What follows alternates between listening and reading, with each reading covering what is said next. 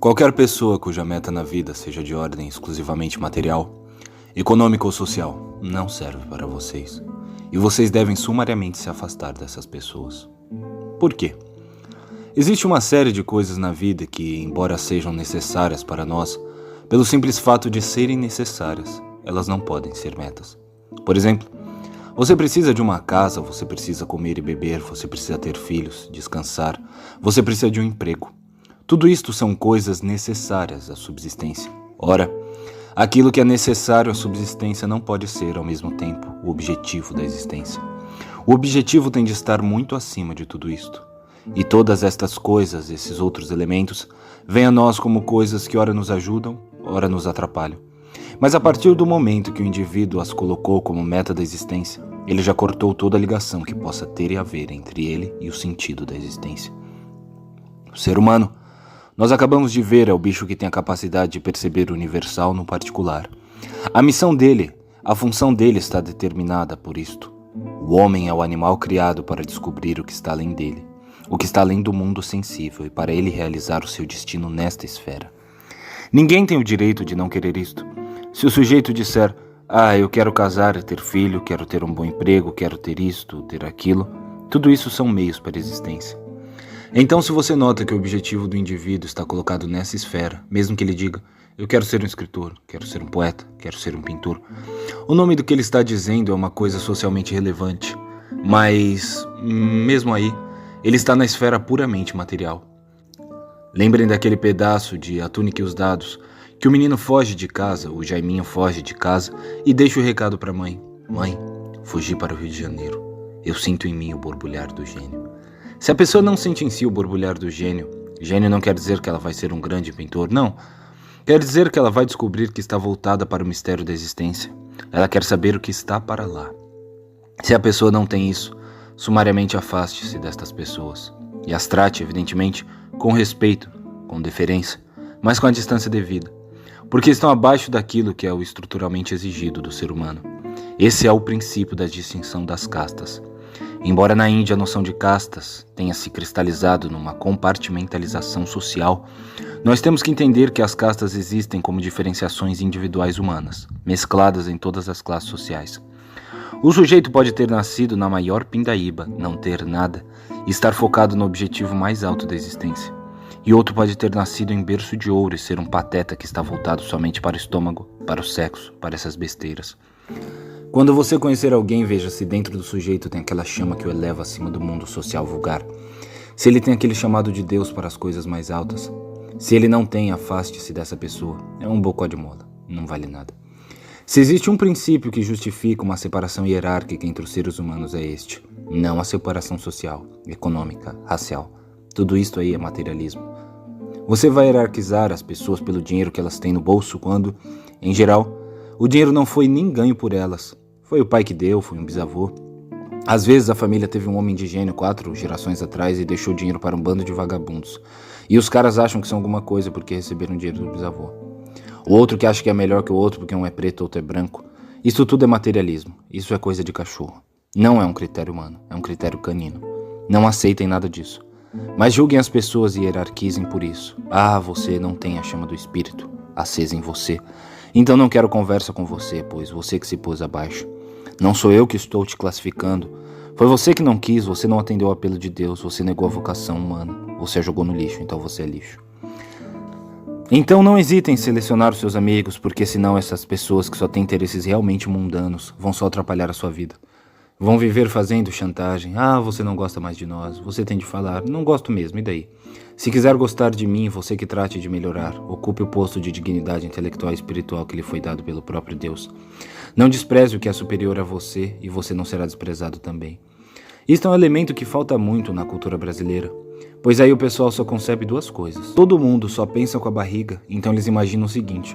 Ou você vai ter uma hierarquia social baseada no dinheiro, ou você vai ter um igualitarismo também baseado no dinheiro. São duas coisas absolutamente indecentes, uma tão indecente quanto a outra.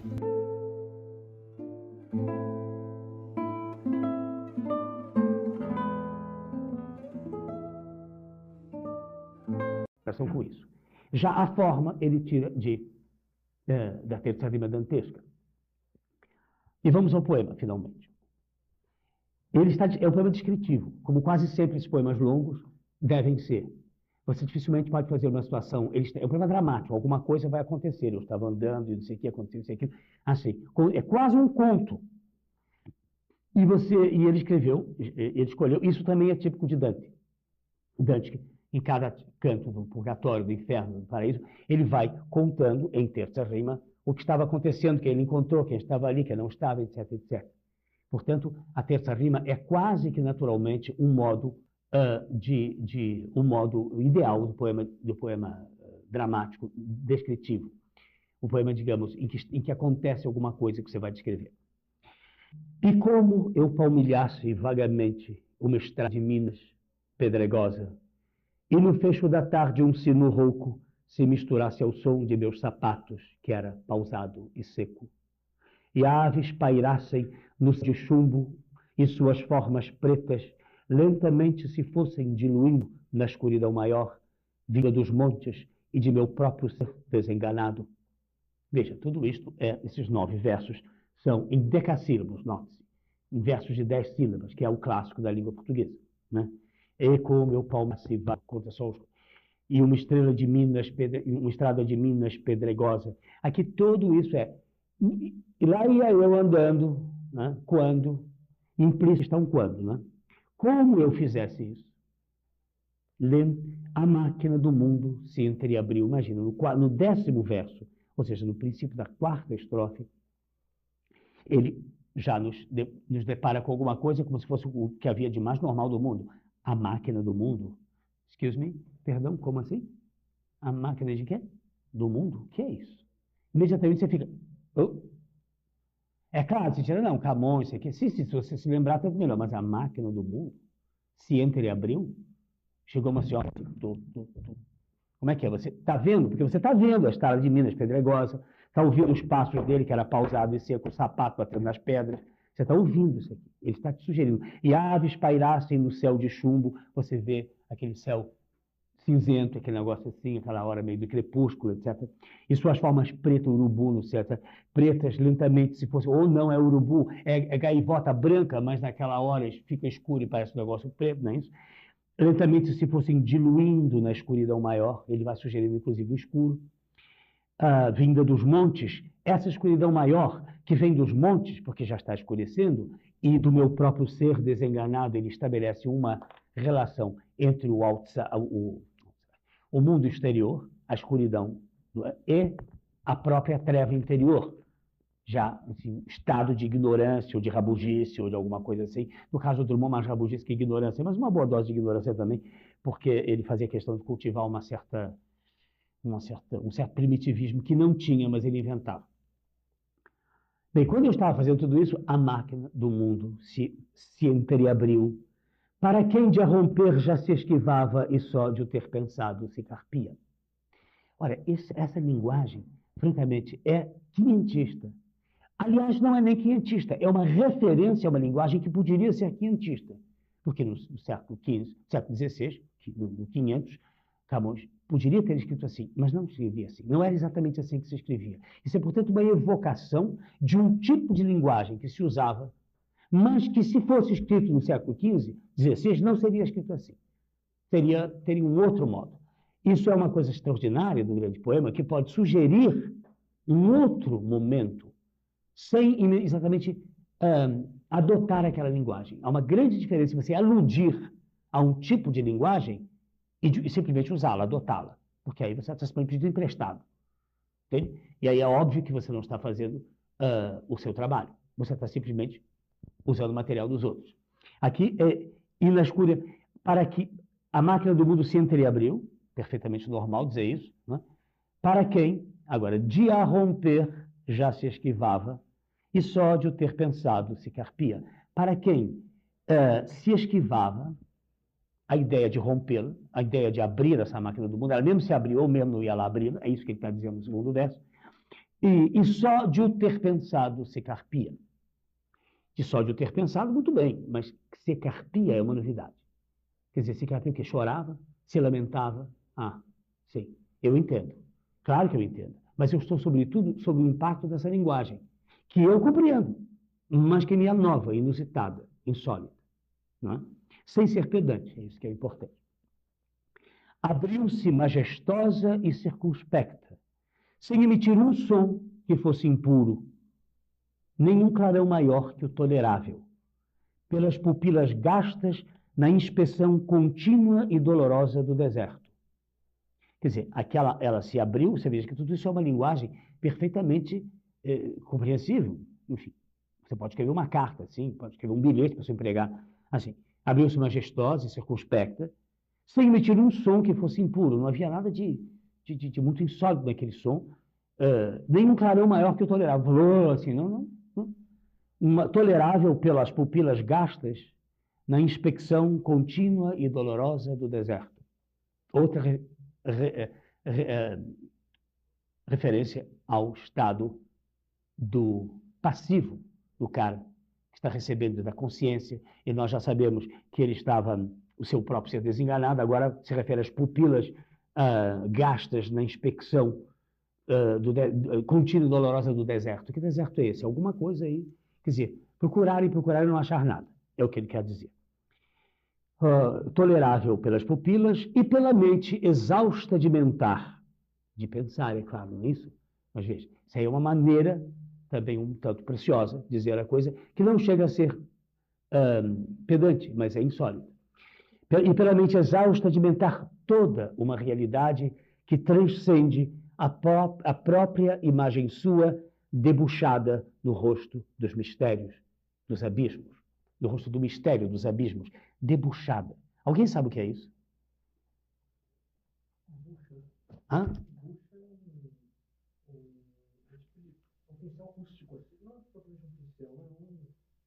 Como uma brocha. Uma brocha, bem rústica, assim, para pintar os traços grandes. Agora, francamente, eu nunca soube disso. Eu achava que debuxada era uma coisa assim de... Sei lá o que eu achava. Eu achava que era uma coisa que tudo bem. Quer dizer, a imagem, né? Quer dizer, eu achava, bom, enfim, não estou entendendo bem não, mas tudo bem, já entendi. Eu não sei o que é, mas não me pergunte que eu já entendi. Né?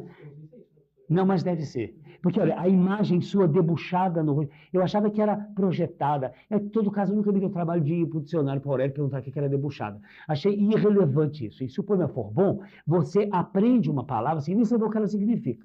Ela passa a ser uma coisa... E eu passei, olha, com esse poema desde 1956. Portanto, tem 35... Nossa, 45 anos que eu conheço esse poema. E eu nunca perguntei a ninguém o que era debuxada, nem ao próprio Carlos Drummond. Não é por medo de revelar minha ignorância, não, que era naturalmente enorme, ao qual tinha todo direito aos 15 anos, mas além do que, é porque eu achava que todo mundo também, aqui não tinha importância nenhuma. Mas é uma palavra tão sugestiva que, seja lá o que for, está ótimo. Se não é vera, bem trovato, como diz o outro. Calhou direitinho ali, né? Eu estou dizendo isso para que vocês saibam que não é preciso desvendar todos os elementos de um poema. Ele pode agir sobre o seu subconsciente, sobre o seu consciente profundo, sem revelar todos os seus segredos, sem se trocar em miúdos. Entende? Ele pode miudamente fazê-lo ou não. Ele pode fazer de uma maneira mais persuasiva. Toda uma realidade que transcende a própria imagem sua debuxada no rosto do mistério dos abismos.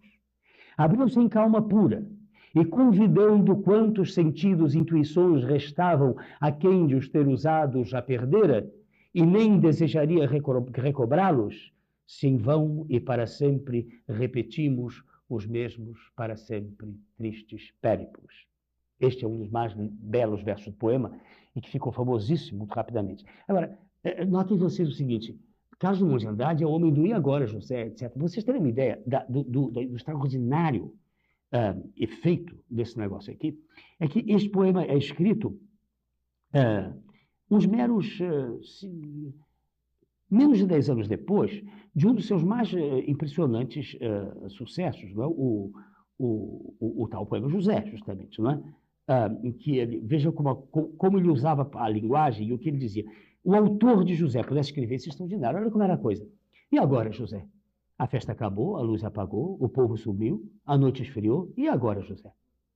E agora você? Você que é sem nome, que sombra dos outros?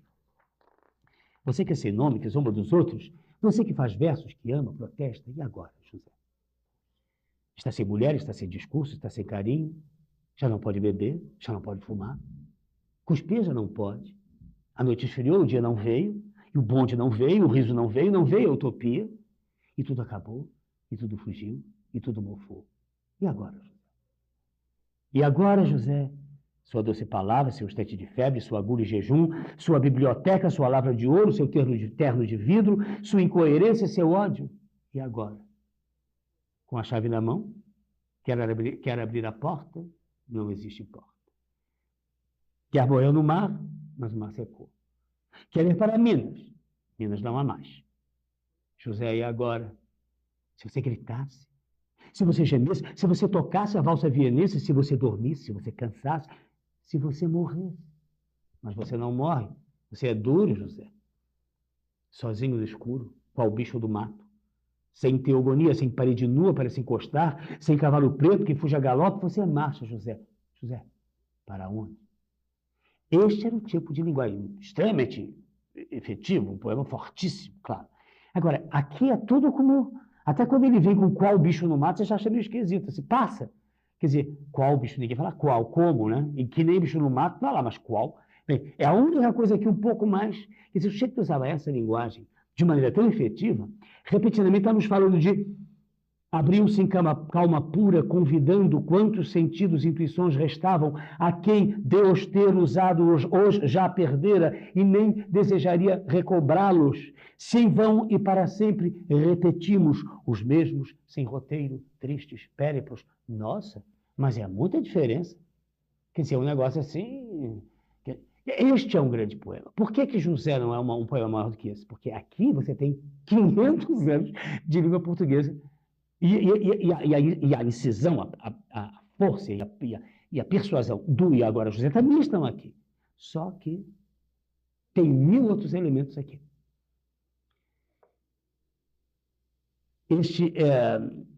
Os mesmos sem roteiro, tristes périplos que a alma não quer refazer, porque já passou por tudo isso, eu já eras tudo isso, não quero saber disso não. Entende? Deixa eu curtir meu patético momento, uma coisa assim. Já é outra coisa aqui. Você está recebendo da maneira mais fina, mais refinada, numa linguagem refinadíssima, naturalmente essa mensagem. Olha, essa história, a noite fugiu, o sonho acabou, quer ir para mim, não há mais. Enfim, já fiz tudo isso, deu em dado. Os mesmos para sempre tristes périplos. Agora, o sentido, não é? Convidando-os a todos em coorte, ou seja, em falange, todos juntos, a se aplicarem sobre o pasto inédito da natureza mítica das coisas. Assim me disse, embora voz alguma, ou sopro ou eco, ou simples percussão, atestasse que alguém sobre a montanha, a outro alguém noturno e miserável, em colóquio se estava dirigindo. Agora vai falar a máquina do mundo. O que procuraste em ti ou fora de teu ser restrito e nunca se mostrou, mesmo afetando dar-se ou se rendendo e a cada instante mais se retraindo, olha, repara, ausculta. Essa riqueza sobrante a toda pérola, essa ciência sublime e formidável, mas hermética, essa total explicação da vida, esse nexo primeiro e singular, que nem concebes mais, pois tão esquivo se revelou ante a pesquisa ardente em que te consumiste. Vê, contempla, abre teu peito para agasalhá-lo. Agora ele volta a contar a história. As mais soberbas pontes e edifícios, o que nas oficinas se elabora, o que pensado foi e logo atinge distância superior ao pensamento, os recursos da terra dominados e as paixões e os impulsos e os tormentos, e tudo que define o ser terrestre ou se prolonga até nos animais e chega às plantas para se embeber no sono rancoroso dos minérios, dá a volta ao mundo e torna-se a engolfar na estranha ordem geométrica de tudo, e o absurdo original e seus enigmas, suas verdades altas mais que todos os monumentos erguidos à verdade e à memória dos deuses, e o solene sentimento de morte que floresce no caule da existência mais gloriosa, tudo se apresentou nesse relance e me chamou para seu reino augusto, afinal submetido à vista humana. Você veja, durante várias estrofes, A partir de 1, 2, 3, 4, 5, as marras soberbas, pontos e edifícios, são 5 estrofes, 6, 7, 6. Depois de 6 estrofes, ou seja, 18 versos, que são simplesmente uma enumeração de tudo que ele viu, tudo que se abria ali, aliás, um resumo, porque obviamente tinha muito mais. Só no verso 19, no princípio da 7ª estrofe, ele vai dizer tudo isto, tudo que eu acabo de escrever, tudo, mas não é tudo isto, é tudo. Um pouco de que eu falei e mais do que lá havia. Tudo se apresentou nesse relance e me chamou para seu reino augusto, afinal submetido à vista humana. Relance. É tudo assim, bater de ódio, de pause. Aquela coisa assim. Dizem que a hora de morrer passa o filme todo da vida diante de seus olhos, não é isso? Aliás, esse filme Beleza Americana merece ser visto só por isso mesmo. Alguém já viu? Então não vou estragar isso para ninguém. Então, para quem não viu, eu não vou estragar. Mas vale a pena ver, porque tem alguma coisa a ver com essa história do filme. Ele diz no princípio, dizem que no momento de morrer, a vida toda passa diante de si. Não é bem assim. Você diz, ué, como é que ele sabe? Porque o cara que está contando a coisa já está morto. Você então começa, depois você esquece, imediatamente esquece que ele vai morrer. Que ele está morto. É como Brás Cubas, as Memórias Póstumas de Brás Cubas, que também é um morto que está contando a história. Eu não sou um autor defunto, eu sou um defunto autor, diz o Brás Cubas. E esse filme também é o defunto autor que está contando, o defunto personagem que está contando o filme. Bem, esse relance da coisa toda passada diante de você é o que o Drummond sugere nessa coisa. Não é? Não, isso não é uma coisa que você possa sentar lá, observar, olhar. Não é a mosca azul que você vai desmontar. Porque isto é outra das razões pelas quais ele meteu aqui humildemente. Humildemente, fazendo a relação com o poema da mosca azul. Porque isso é o contrário da mosca azul. Na mosca azul, o sujeito quis entender tudo. Que pegou a mosca e quis desmontar aquilo para saber o que estava acontecendo. Ao passo que neste poema, é ao contrário. Tudo que se apresenta, o sujeito... Vocês vão ver, o sujeito dá um passo para trás. Espera aí um instantinho. Isso tudo não cabe na minha cuca. Eu não posso levar isso para casa, pelo amor de Deus. Não, muito obrigado. Não é possível. E nós vamos examinar isso mais tarde. Muitas vezes, daqui para o fim do curso. Este assunto de por que é que ele recusou essa visão. Bom, afinal, tudo isso se apresentou num relance e me chamou para seu reino augusto, afinal, submetido à vista humana. Pela primeira vez, um cara vê tudo. Né? O mistério segredo das coisas. Mas, como eu relutasse em responder a tal apelo assim maravilhoso, pois a fé se abrandara, e mesmo o anseio, a esperança mais mínima, miúda, podia-se dizer, esse anelo de ver desvanecida a treva espessa que entre os raios do sol ainda se filtra. Curiosíssima coisa. Ele não queria, a fé tinha se abrandado, ele não aspirava mais a entender, a separar o joio do trigo, o obscuro do claro. Como defuntas crenças convocadas presto e fremente não se produzissem a de novo tingir a neutra face que vou pelos caminhos demonstrando. Ou seja, como as crenças defuntas, aquilo em que acreditei e não acredito mais, convocadas repentina, rápido e cheios de frêmito, não é? de sobressalto, não se produzissem. Ou seja, não aparecessem essas crenças defuntas, chamadas, elas não vieram, não se produzissem a de novo tingir a neutra face. Veja-se esse adjetivo neutra. Esse rosto que não é nem daqui, não está nem aí, não está nem lá, enfim, uma coisa neutra. Quer dizer, a afasia nisto, esse poema tem algo em comum com a terra desolada do Wasteland, do Eliot, que pinta também essa questão da desapetência, da inapetência, da perda de curiosidade, a morna incuriosidade, diria Bonnefoy, né?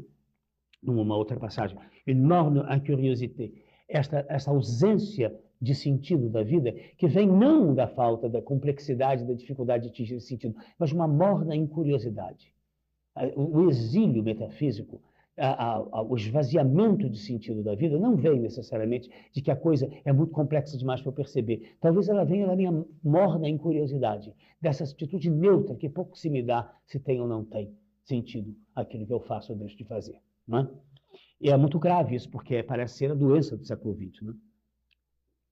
Há de novo tingir a neutra face que vou pelos caminhos demonstrando no sentido deixando claro que eu estou mesmo em ponto morto, né? Demonstrando, e como se outro ser, não mais aquele habitante de mim há tantos anos, passasse a comandar minha vontade, que já de si volúvel se cerrava semelhante a essas flores reticentes em si mesmas abertas e fechadas. Como se um dom tardio já não fora apetecível, antes despiciando, o que é despiciar? É não ter vontade, não apetecer, não tenho apetite, despiece-me comer agora, porque eu não estou com apetite, não tenho vontade de comer. Não é? Despiciando, baixei os olhos, incurioso laço, desdenhando colher a coisa oferta que se abria gratuita ao meu engenho. Agora ele volta ao princípio, depois da recusa, ele volta ao princípio da descrição do poema. A treva mais estrita já pousara sobre a estrada de Minas, pedregosa, e a máquina do mundo, repelida, se foi miudamente recompondo, enquanto eu, avaliando o que perdera, seguia vagaroso, de mãos persas. É um poema devastador, né? Quando você se acostuma a essa linguagem extremamente rica e insólita, inesperada, você percebe. Eu estava pensando na morte da Bezerra quando eu vi a primeira vez. Na morte. É engraçado essa expressão, que é muito dele. O Drummond usa muito essas coisas. Ele fala muito no boi, etc. A morte da bezerra ele não usa, mas se aproxima muito disso, é verdade. O que ele está pintando aqui é um homem que está pensando na morte da bezerra. Deixou de se interessar pelo sentido das coisas. Ele agora está sempre pensando na morte da bezerra. Ou seja, é um intelecto distraído, é um espírito sonâmbulo. É a condição quase que paradigmática que define o homem do século XX. Esse homem indolente, preguiçoso, sobretudo no primeiro mundo, isso é verdade, indolente, preguiçoso, reclamador, rabugento ou chato, sempre reclamando direitos, como se tivesse mais algum. Enfim, essa criatura mimada das sociedades ricas, em que o sujeito não tem mais que suar para ganhar o pão de cada dia, em que tudo foi arrumado, etc., e nasce aí the blob, como se diz em inglês, nasce o bolha, o paradigmático bundão, né?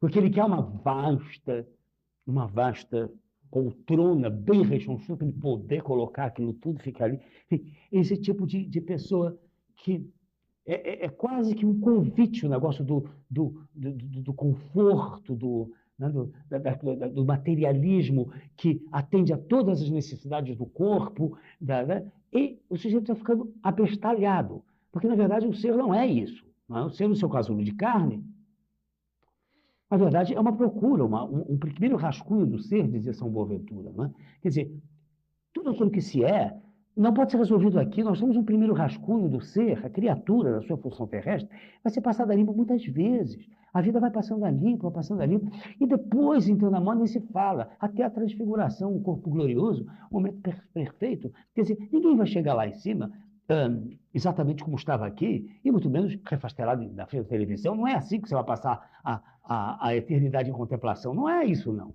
A pessoa tem dificuldade de... Mas o que eu vou fazer a eternidade inteira? Ah, meu filho, se é televisão, você não vai ver. Porque ela realmente não tem televisão. Você está pensando que agora o Santo Espírito, os anjos, vão ficar aí eternamente fazendo o programa da Hebe Camargo para você? Não, não é assim, não.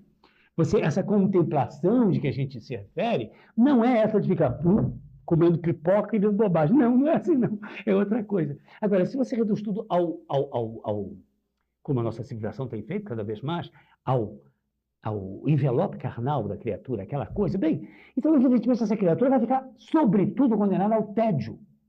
O que vai acontecer é, muito rapidamente, ele não tem mais nada que lhe dê vontade, ele está despiecido, ele já não está com vontade de nada. Eliot pinta essa coisa em 1922, extraordinariamente, desse poema do Wasteland, a terra desolada, a terra devastada. Não quer nem trepar mais o cara aqui. Trepa assim, porque o que a gente está satisfazer, bom, já está tudo aí, vamos comer assim mesmo. É só assim. Quer dizer, um negócio assim fora de função. Ele chama de fornicar. E o sujeito já não faz mais amor, ele fornica. Por quê? Porque, enfim, 9h40, está chovendo. É assim, perdi o cinema, vamos fornicar. Tudo perde sentido. E ele ali faz the young man carbuncular, como ele diz, o jovem carbuncular, the young man carbuncular, né? O sujeito aí tem uma descrição extraordinária. É realmente um poema extraordinário, magnífico, enorme, aliás, de 432 versos. Aqui, esse aqui tem 96 versos. Mas a grandeza do poema não está necessariamente na sua extensão, mas na sua contenção, em quantas coisas se consegue colocar naquele espaço de palavras. Porque eu contei aqui, eu conto sempre tudo, aqui são 96 versos e 590 palavras.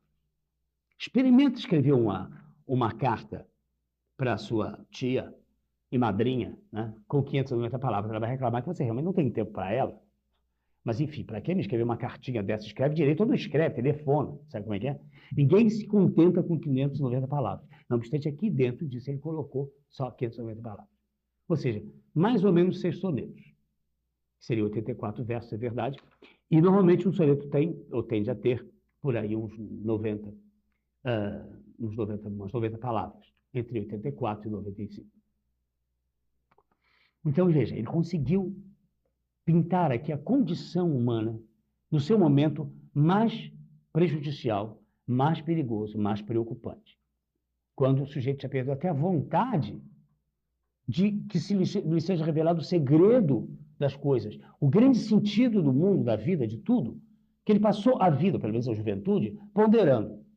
Depois ele cansou, foi ver televisão, comer pipoca. E agora me aparece a máquina do mundo querendo me explicar as coisas, agora eu já não quero mais. Quer dizer, ele mostrando isso é uma doença nacional. Não, é uma doença universal. Um negócio que vem da ênfase desse escorregar cada vez mais para baixo.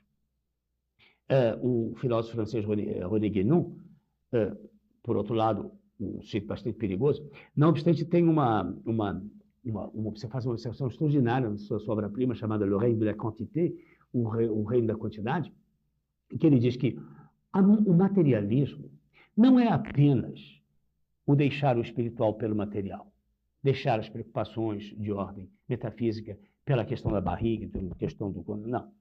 Ele é como a lei da gravidade, cada vez mais para baixo. Porque o sujeito sai da contemplação da coisa superior e se encastela na sua cabeça. Passa a elucubrar, está aqui. Daqui a pouco ele quer comer. Só quer comer. Preocupadíssimo com a sua barriga. Daqui a pouco já está no sexo. No fim, ele não quer mais nem andar. Porque o negócio vai caindo assim. O sujeito vai... Um foco central da criatura vai se deslocando, que deveria ser no coração, nem tanto ao sal, nem tanto, né, ao mar, nem tanto à terra. Aqui, não é isso? É esse o sentido metafórico do coração. Quer dizer, esse deslocamento vai cada vez mais baixando. O sujeito fica pressionadíssimo por seus genitais, passa a viver em volta daquilo, cansa daquilo também, porque tudo cansa, não é isso? E aí, nem mais porco quer ser, né? Já comeu, aí perde vontade de tudo. Na verdade, ele não quer mais nem andar agora, nem as pernas, nem para isso serve mais. Ele quer ficar sentado numa cadeira uma poltrona bem confortável, diante de uma televisão, que ele não tem que fazer nada, com controle remoto de preferência, que ele tem que apertar o botão e olhe lá, e assim mesmo alguém que apertasse o botão era melhor. Quer dizer, vai ficando uma coisa cada vez mais disforme, cada vez mais... O materialismo é isso, é a perda do controle sobre a matéria.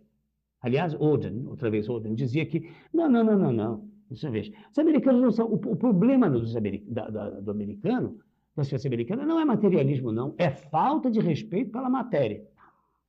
Se não é tanto o materialismo. É que eles nem sequer respeitam aquela matéria que eles acham que adoram tanto. Então eles fazem um prato de comida desse tamanho e vão comer 4 batatas. Mas tem que vir um negócio assim, o resto vai para jogar fora. E isso é falta de respeito com a matéria. O problema do homem moderno não é o materialismo, é a falta de respeito pela matéria. Então aqui você veja, quer dizer, a pessoa vai perdendo o sentido de tudo. Quando é um poema dramático, trágico, porque você veja, este homem, esta figura humana, a quem lhe foi oferecido repentinamente reconciliar-se com o cosmos, perceber tudo.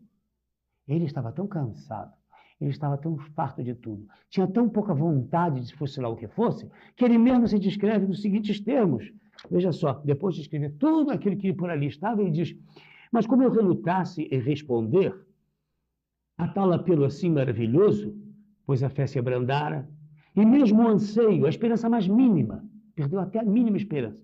Esse anelo, essa vontade, esse desejo de ver desvanecida a treva espessa que entre os raios do sol ainda se filtra, o pouco de sombra que havia ali, repentinamente tudo podia se tornar claridade total e absoluta. E ele não estava com vontade. Como defuntas crenças, imagine, nada pior do que uma crença defunta, né? Uma crença já é uma bobagem, mas uma defunta também é outra chatice. Mistura as duas, fica um negócio insuportável. Porque crença quase sempre é uma opinião, né? Precisa ter uma opinião. A Catarina já diz, pouco importa o que pensa, que crê uma pessoa. Porque, enfim, uma crença é só uma ideia boa.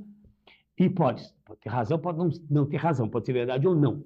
Eu acredito que tem gente, eu conheço gente que jura de pé junto, que acredita em disco voador. Ué, eu não tenho nada com isso, eu não acredito, que eu nunca vi. Né? Mas ela acredita. Tem outro que acredita em dinossauro.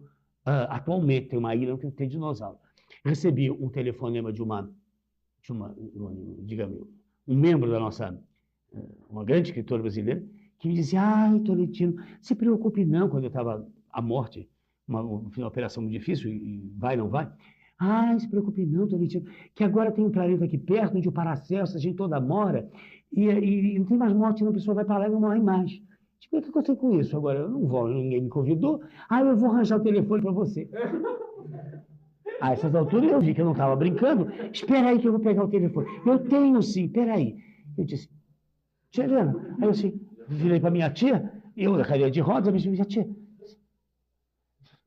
Aí ela veio e pegou, disse assim. Aí tomou nota do telefone do Paracelso, no final planeta. Tá me entendendo? Não sei nem porque eu estou contando isso, mas. Né? Acabou. Não, tudo bem. É porque nós devemos esse pessoal uma hora de atraso nisso, mas enfim. Então você veja, ele descreve esse ser. Se dirá isso o Carlos Drummond de Andrade? Bem, o poeta, quando escreve sobre alguma coisa, assume aquela posição. Ele vive aquilo. Eu não acredito que o Drummond fosse isso. Mas acredito que isso existisse no Drummond também, ou ele não punha isso aí para fora. Quer dizer, ele foi lá buscar um aspecto que ele está apresentando criticamente. Ele não está fazendo a defesa dessa atitude. Ele está mostrando o perigo do desinteresse pelas coisas. E qual é o processo que leva a esse desinteresse? E porque ele mesmo diz, não é?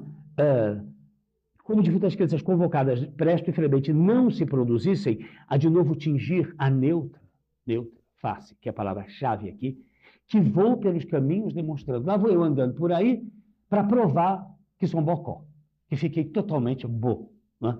Bom, que só estou pronto a ser professor da USP.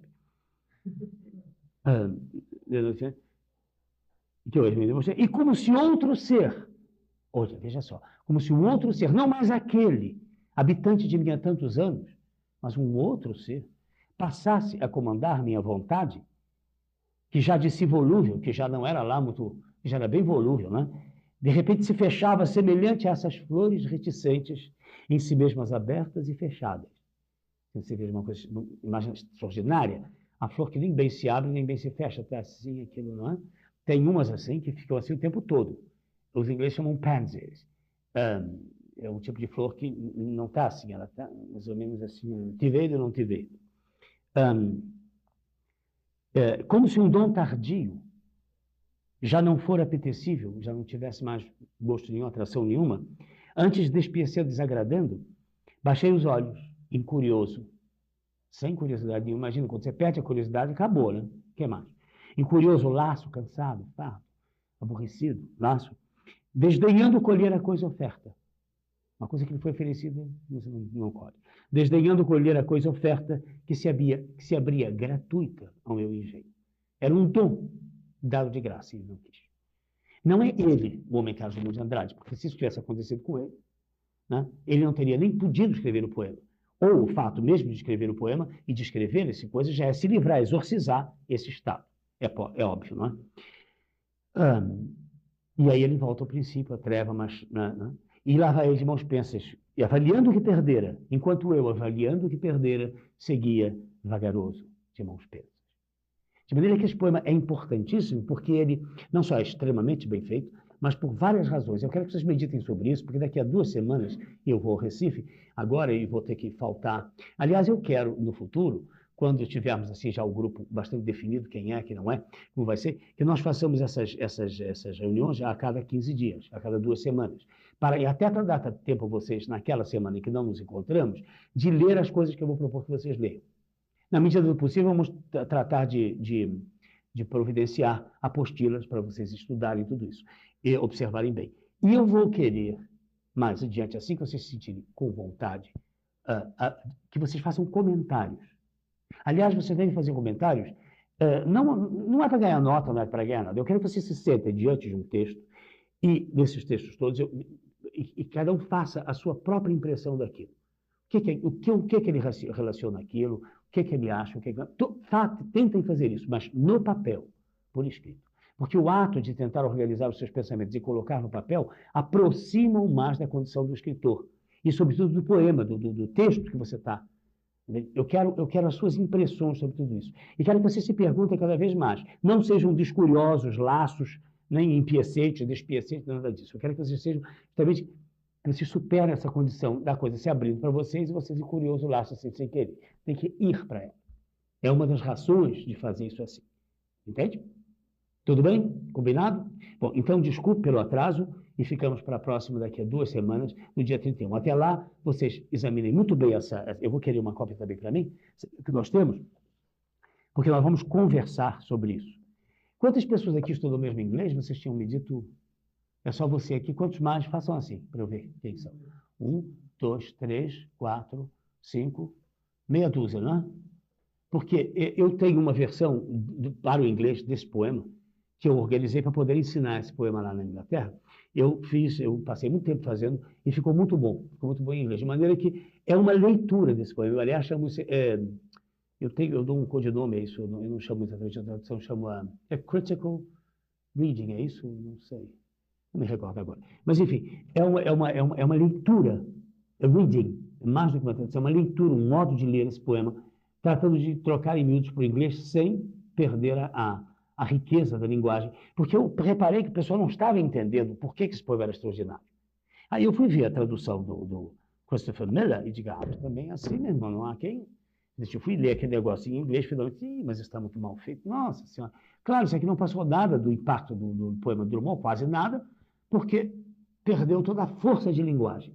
Então, para aqueles que estão estudando inglês, vai ser interessante conviver com esse texto, que eu vou trazer da próxima vez, vocês vão ter isso também, para vocês irem comparando. Primeiro, vocês vão ter que definir o que é que essa história, por que eu escrevi assim, quando isso é assim?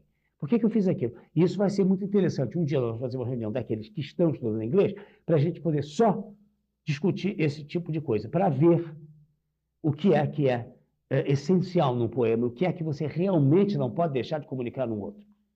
E isso é quase sempre um poder de sugestão do poema. Não só aquilo que ele está dizendo, mas a maneira de sugerir o que está sendo dito. Porque sem a sugestão, você evidentemente simplesmente ouviu um discurso, de que ninguém se lembra. Um discurso, você ouve, sabe que o bem disse, mas não se lembra, não, é incapaz de repetir. Ao passo que um poema não. A sugestão é tão intensa que quando você realmente o absorve, você praticamente o repete inteiro. Você sabe, você lembra desta passagem, daquela, dessa frase, daquilo, assim, humildemente, você vai se lembrar daquilo. Alguma coisa vai te pegar, porque a maneira de dizer aquilo, de fazer, como diria o Walden, é tão importante quanto a coisa que está dita. E só porque é feito de uma maneira tão particular é que aquilo que foi dito consegue entrar em você. Meditei nisso e daqui a 2 semanas voltamos a nos ver. Muito obrigado.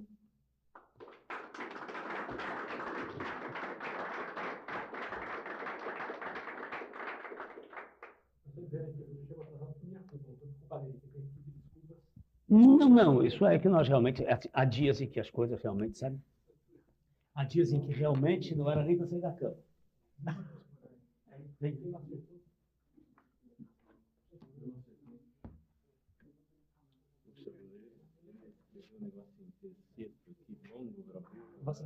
Fiquei mais curioso ainda, vou mostrar. Ah, pois é. Você pode vir jantar conosco agora? Maravilha, você... Hã? Ué, é lá mesmo. Olha, Fala aí, muito bagunçado. Fala, Rabito. Era melhor ir para um lugar, talvez mais tarde. Eu gosto daquelas coisas que eles recebem lá. Não necessariamente Tem um aqui, ó. são ótimos, aliás. Como?